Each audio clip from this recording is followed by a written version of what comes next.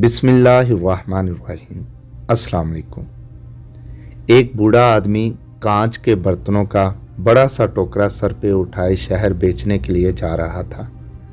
चलते चलते उसे हल्की सी ठोकर लगी तो एक कांच का गिलास टोकरे से फिसलकर नीचे गिर पड़ा और टूट गया।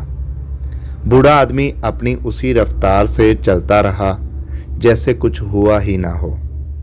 पीछे चलने वाले एक और राहगीर ने देखा तो भागकर बूढ़े के पास पहुंचा और कहा, बाबा जी, आपको शायद पता नहीं चला, पीछे आपका एक बर्तन टोकरे से गिरकर टूट गया है।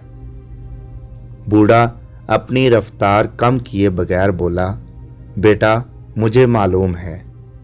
राहगीर हैरान होकर बोला, बाबा जी, आपको मालूम है तो रुके नहीं।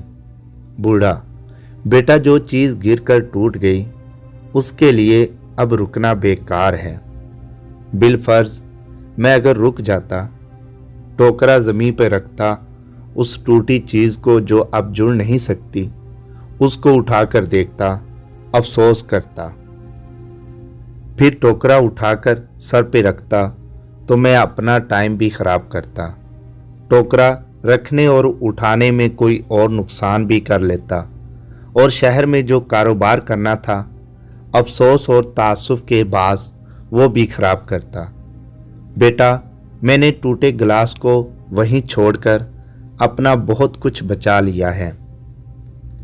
हमारी ज़िंदगी में भी कुछ परेशानियां, गलतफहमियां, नुकसान और मुसीबतें बिल्कुल इसी टूटे गिलास की तरह होती हैं, जिनको हमें भूल जाना चाहिए, छोड़कर आगे बढ़ जाना चाहिए।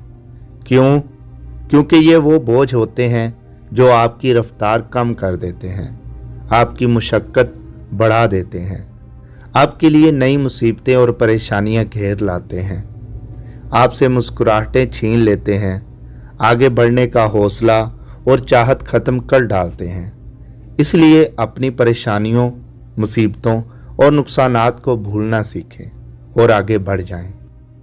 समी वॉइस को सब्सक्राइब करना मत भूलें, लाइक करें, शेयर करें और कमेंट सेक्शन में अपनी राय का इज़हार ज़रूर करें।